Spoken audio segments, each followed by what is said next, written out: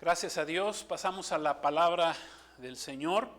Hoy vamos a estar hablando de una de las fiestas que celebra el pueblo de Israel, la fiesta de Purim, y vamos a entender cuál es el significado de esta fiesta, cuál es su cumplimiento profético, porque es una fiesta que celebra Israel.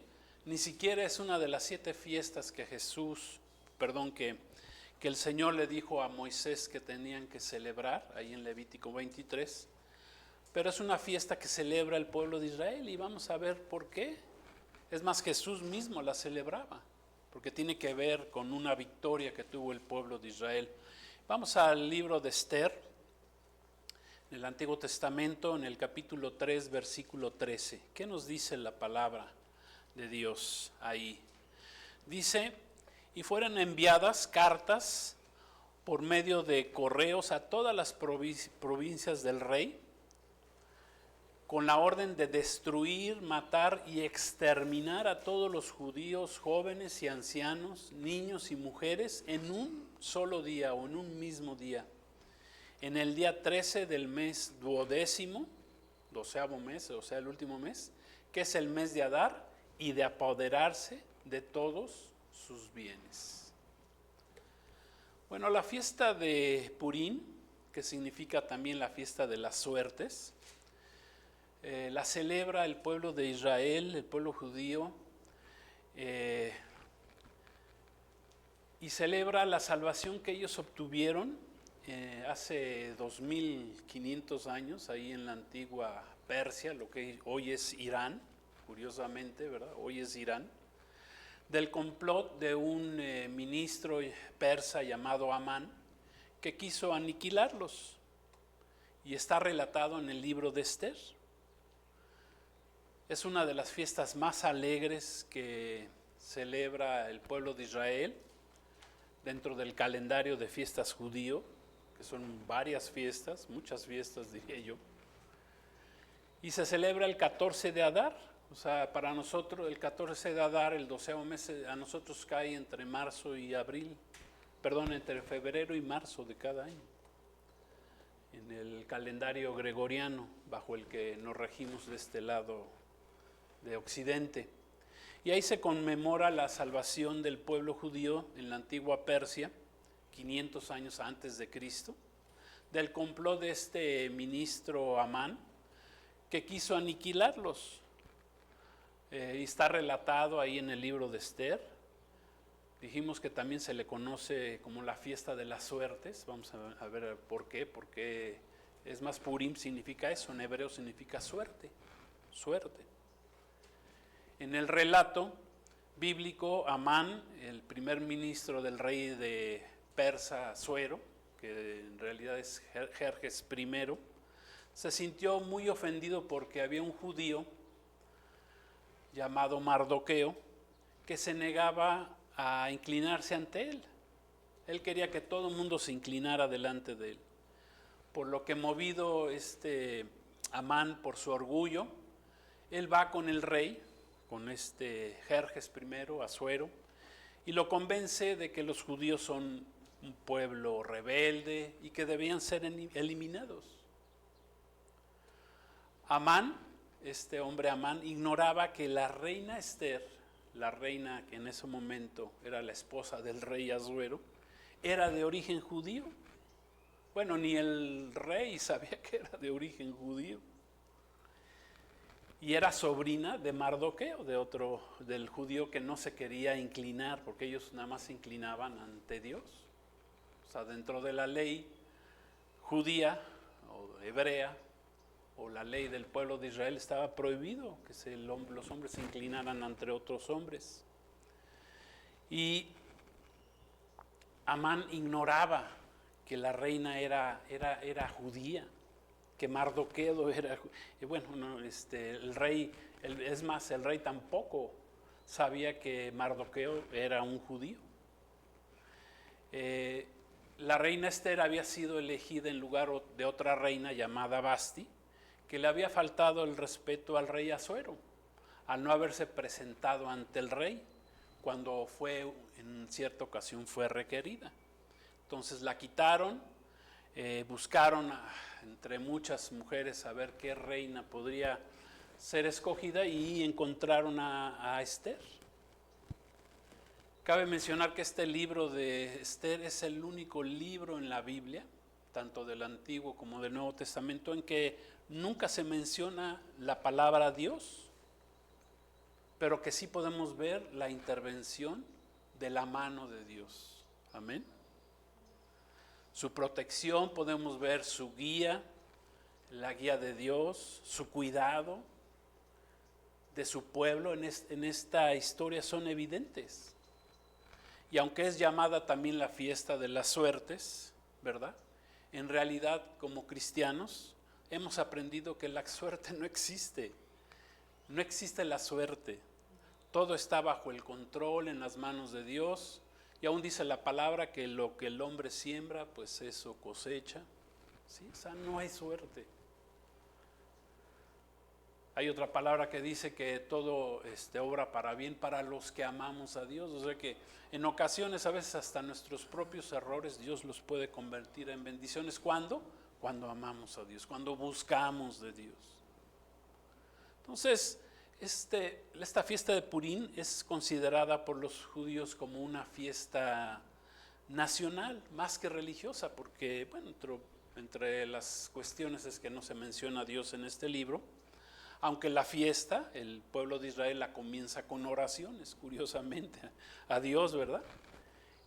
Esta fiesta la comienzan leyendo precisamente el libro de Esther, y Dios no es mencionado, pero ellos oran a Dios. Y ahí se ve la mano de Dios a favor de su pueblo.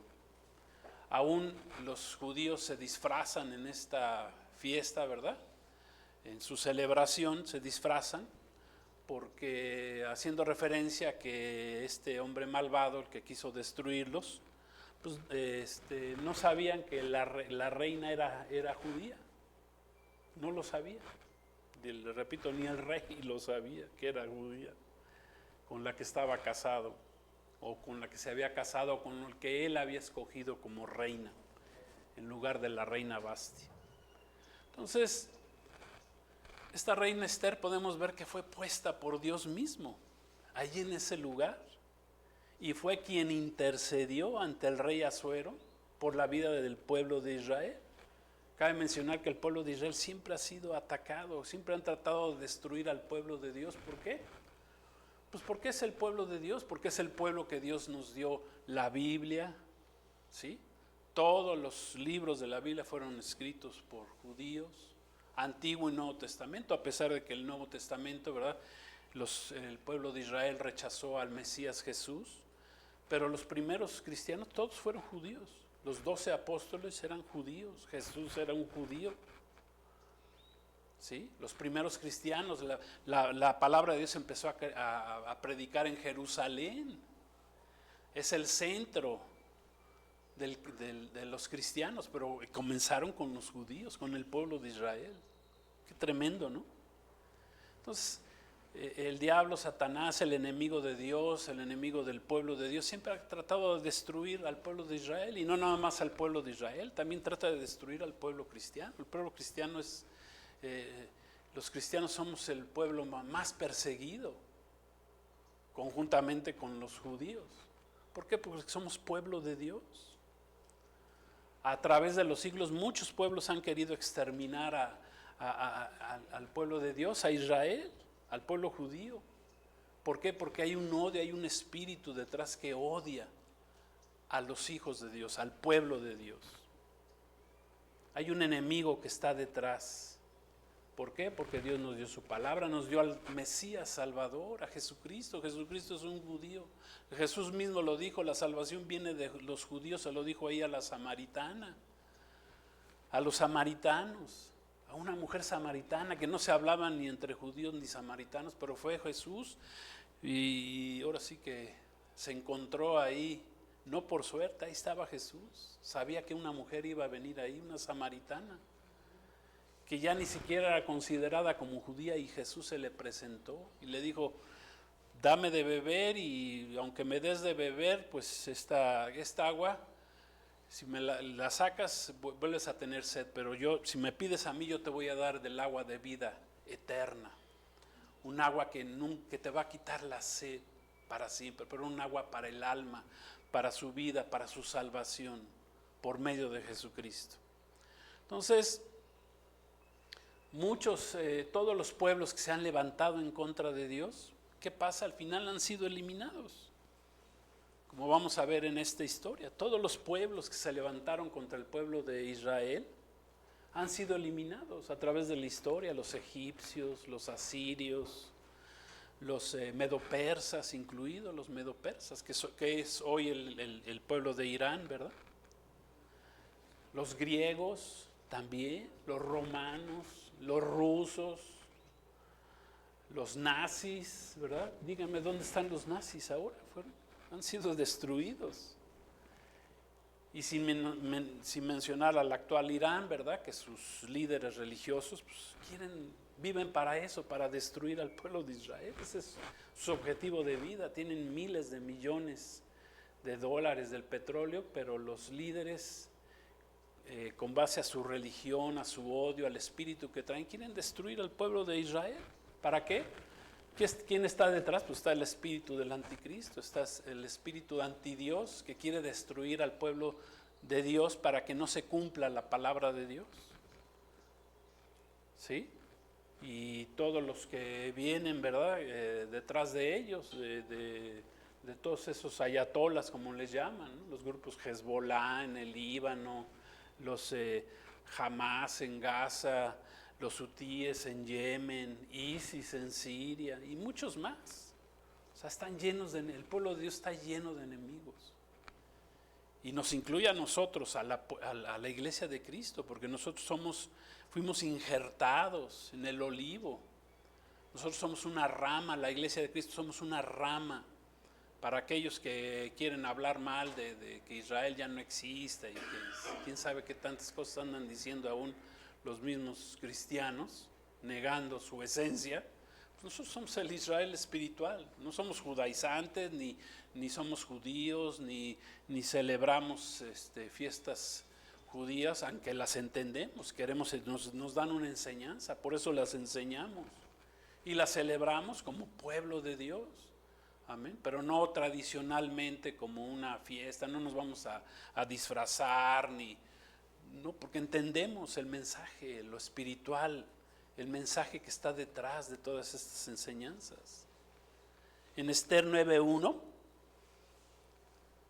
dice lo siguiente: en el mes 12º o 12º, que es el mes de Adar, a los 13 días del mes, cuando debía ser ejecutado el mandamiento del rey y sus decretos, porque lo habían engañado al rey Asuero, el mismo día en que los enemigos de los judíos esperaban enseñorearse de ellos, o sea, destruirlos, sucedió lo contrario, porque los judíos se enseñorearon de los que los aborrecían.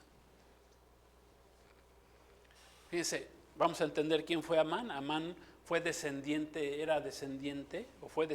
de Amalek, de los amalecitas, enemigos del pueblo de Israel, fueron los primeros enemigos del pueblo de Israel.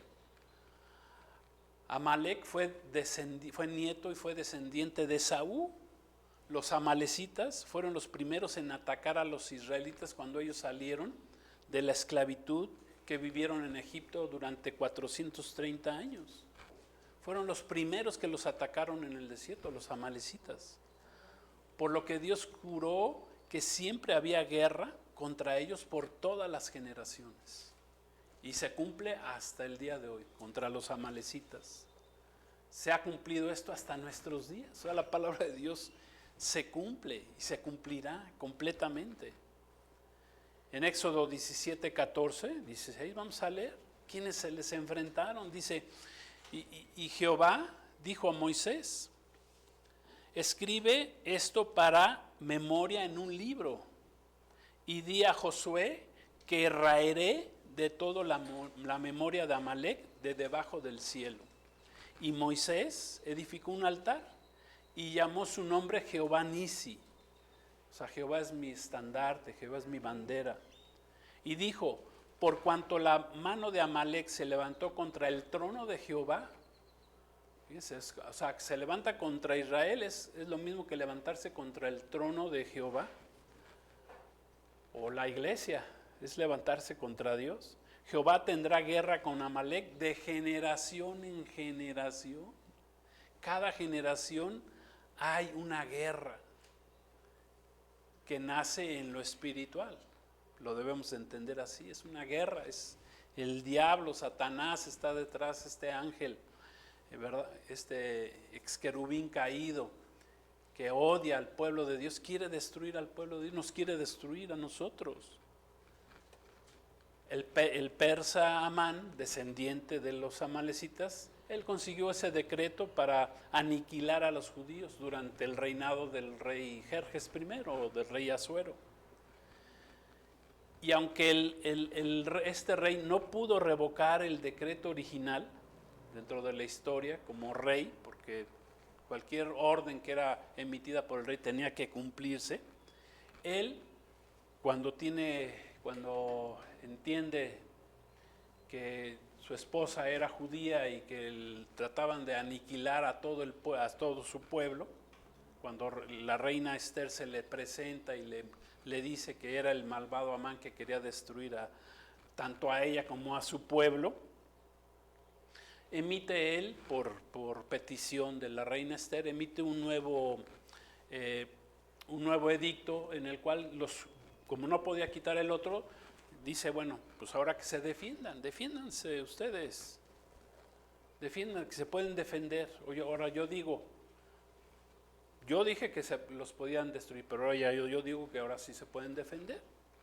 Y como resultado de esa petición de la reina Esther, cuando ya se lo había pedido y se le había revelado quién era al rey Asuero, pues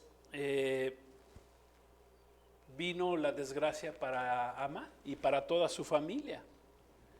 Y el instrumento, ¿verdad?, que él había preparado para aniquilar o desvivir al pueblo de Israel, lo que él había era no me gusta decirlo, ¿verdad?, para que no, en las redes no es bueno decir, ¿verdad?, los instrumentos que sirven para desvivir, pues, medía más de 22 metros de altura.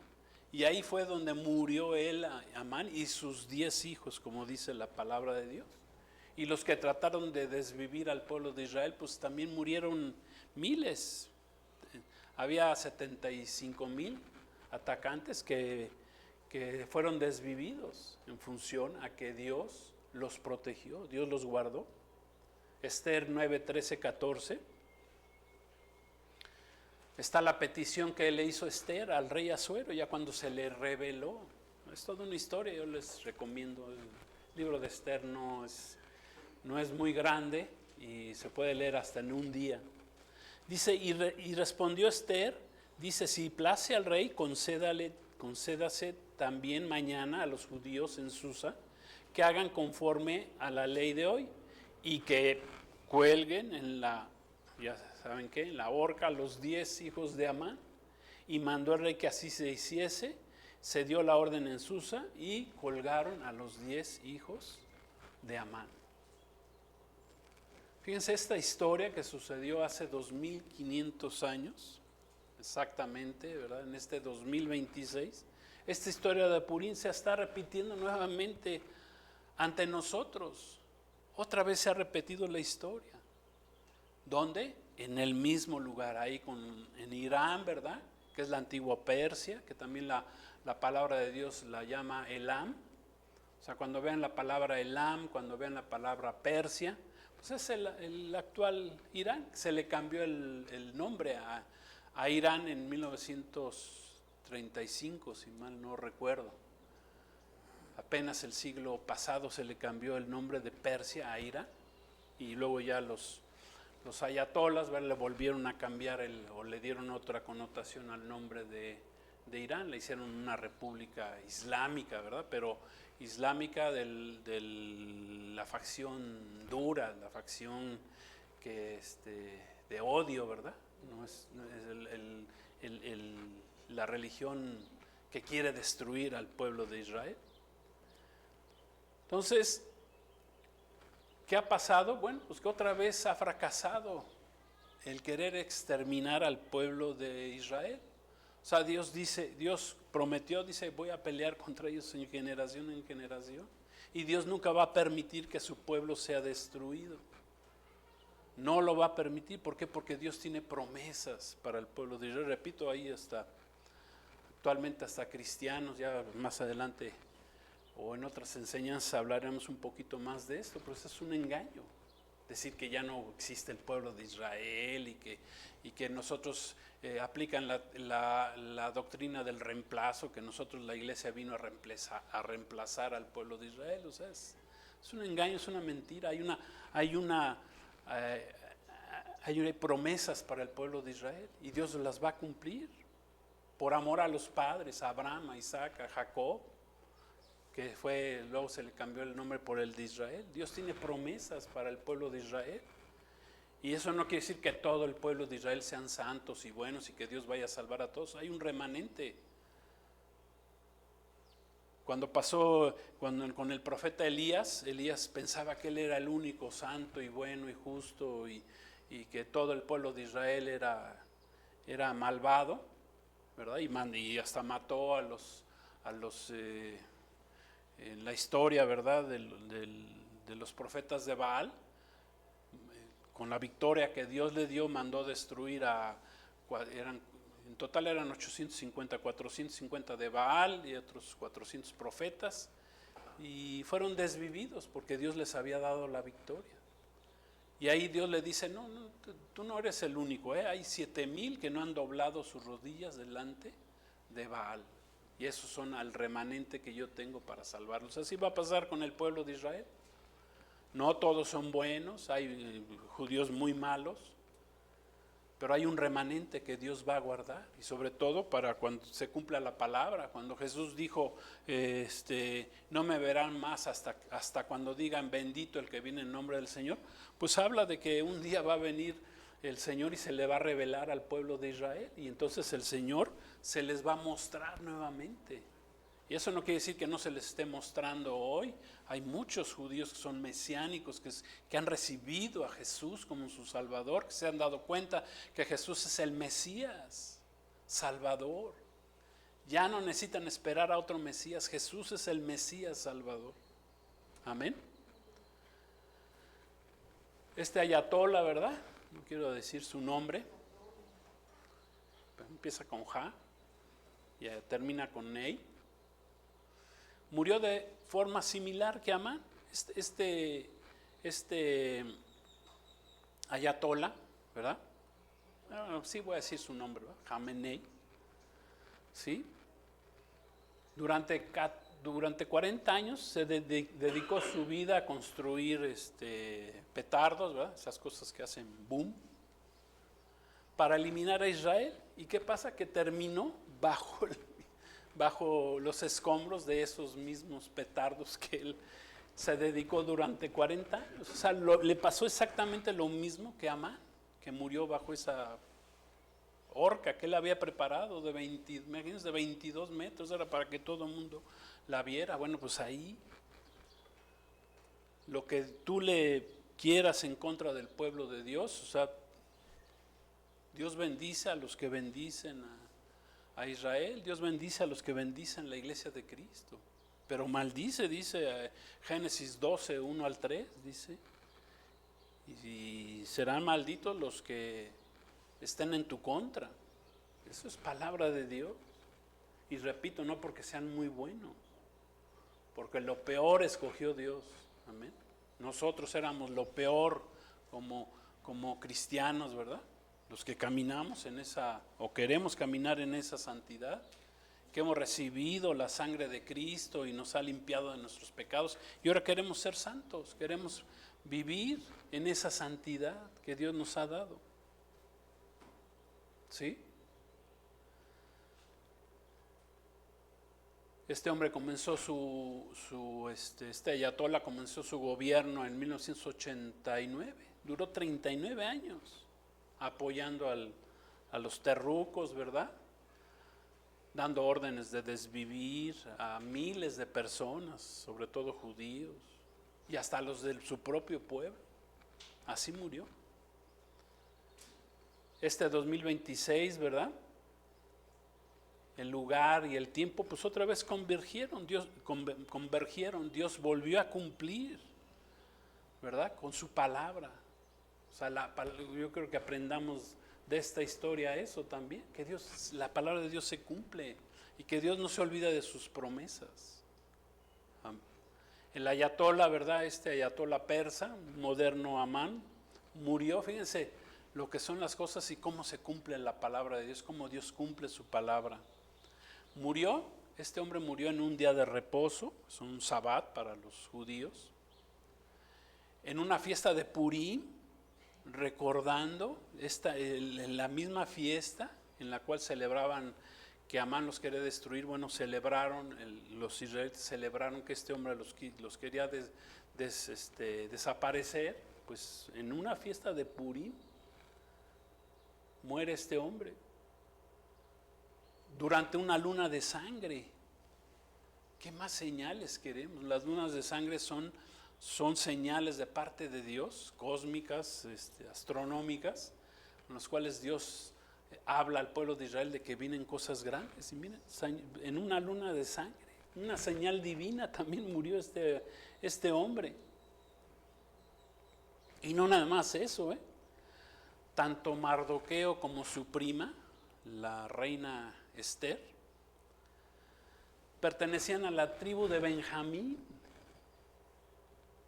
¿Sí? Y curiosamente quien dio la orden para desvivir a este ayatolá, ¿saben cómo se llama? Benjamín. ¿Ya queremos más señales de parte de Dios? Más señales, todo se cumple exactamente. Miren, el rey Saúl, quien fue descendiente también de la tribu de Benjamín, él desobedeció a Dios, perdonó al rey Agag, que era un rey sediento de sangre hebrea, por lo que el rey Saúl fue desechado como rey. El rey Saúl debió haber eliminado, por la orden de Dios, debió haber eliminado al rey de los amalecitas, Agag, pero no lo hizo. Desobedeció a Dios y por eso fue desechado como Dios. Dice 1 Samuel 15, 1 al 3, vamos a leerlo. Dice así,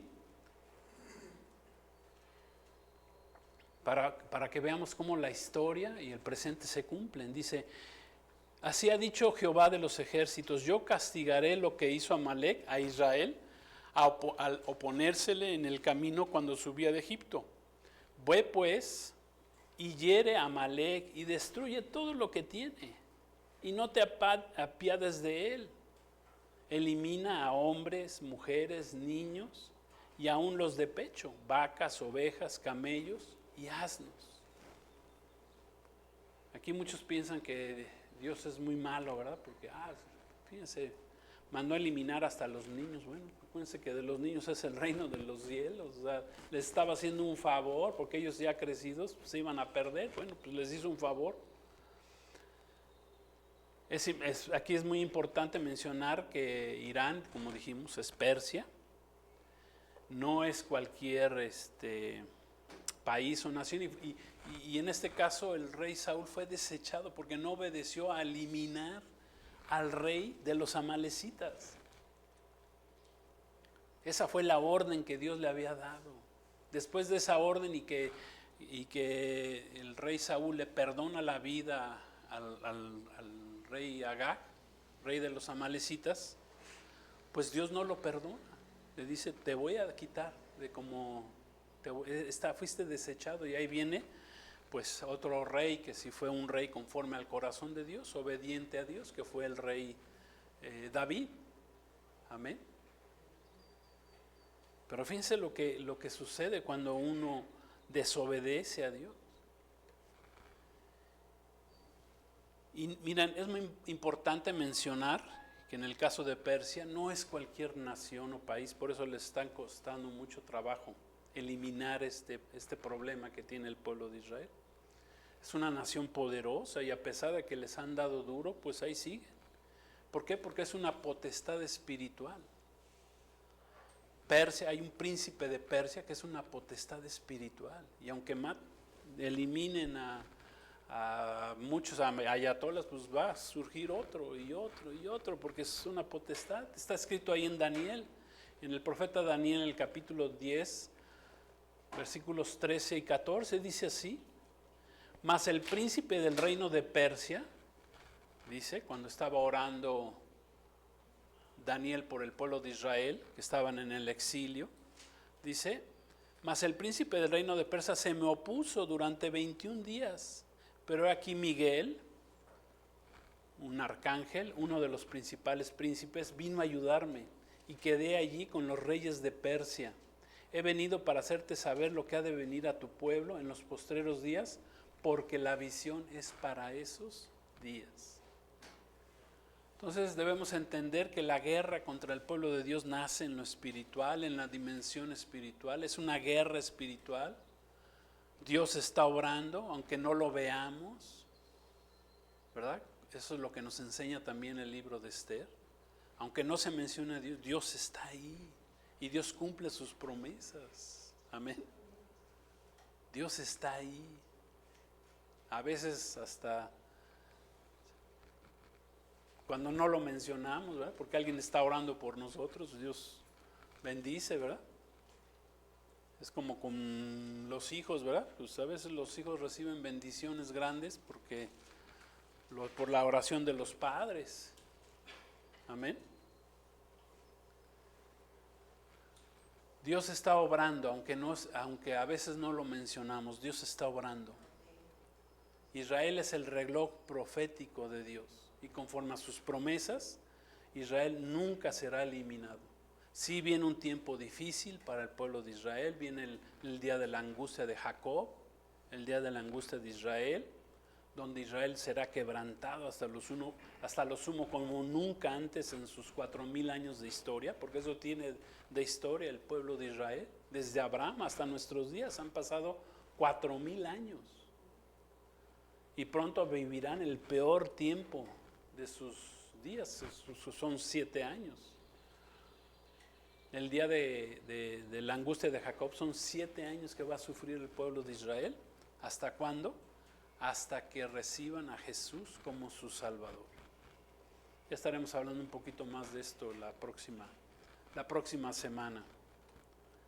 Pero dice el Salmo 122:6, pidan por la paz de Jerusalén, sean prosperados los que te aman. Es bien importante, ¿verdad?, comentar que el espíritu de Amán, este espíritu de Amán sigue vivo, continúa vigente en nuestros días, sigue operando en este tiempo final. Es un espíritu, ¿verdad?, que odia, claro está, al pueblo de Israel, al pueblo de Dios, a la iglesia de Cristo, ¿verdad? Y es un espíritu que exige que los seres humanos se inclinen ante todo. Amán quería que todo el mundo se inclinara ante él, incluido Mardoqueo, y Mardoqueo no lo hizo. No quiso inclinarse delante de Amán. Y el espíritu de Amán es un espíritu inmundo que exige que los seres humanos se inclinen ante todo lo que este espíritu inmundo quiere que nos inclinemos. Es un espíritu diabólico que quiere que los seres humanos se inclinen ante el progresismo, por ejemplo. Este espíritu quiere que los seres humanos se inclinen ante el wokismo, ¿verdad?, ante la ideología de género, ante el aborto, ante el feminismo, ¿verdad?, ante las religiones que este espíritu nos diga, ante el comunismo. Es un espíritu que opera en todo esto. Ante el gobierno del anticristo va a pedir que la gente se incline. Los que no adoren, ¿sí?, los que no adoren al anticristo serán desvividos. ¿Por qué? Porque no se inclinan o no se inclinarán delante de él. Este espíritu de Amán quiere que el hombre se incline ante la brujería, ante la hechicería, ante la astrología, ante la filosofía de la nueva era, ante el Reiki, ¿sí? Se le llama ante el Reiki, ¿sí? A todo eso quiere este espíritu de Amán, diabólico, quiere que la gente se incline al mismo diablo, a Satanás mismo. El espíritu de Amán no es otra cosa que el espíritu del anticristo, que quiere controlar tu mente, quiere controlar tu alma, tu corazón, quiere controlar el alma de los jóvenes, de los niños. Finalmente este espíritu, ¿verdad?, pedirá a los moradores de la tierra que se inclinen y adoran al anticristo. Está escrito en Apocalipsis 13:15.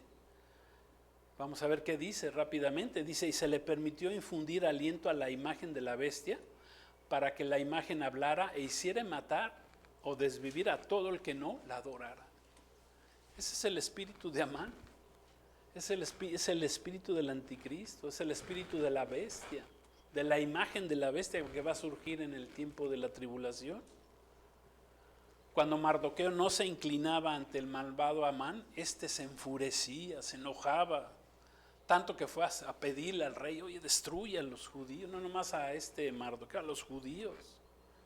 Así Satanás, ¿verdad?, se enfurece cuando no le obedecemos, cuando no nos inclinamos ante lo que Él quiere que nos inclinemos. Cuando no nos inclinamos ante nuestra carne, cuando no nos inclinamos al pecado, cuando no nos inclinamos al engaño del diablo, del engañador, se enoja, Satanás se enfurece.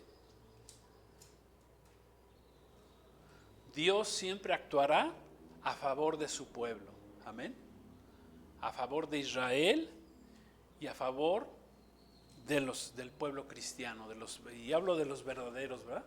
Porque dentro de los judíos y dentro de los cristianos, pues hay muchos que no obedecen a Dios, que están lejos de Dios, que caminan en maldad, sean judíos o sean gentiles, o hasta muchos que dicen que son cristianos, pero caminan en contra de los mandamientos de Dios.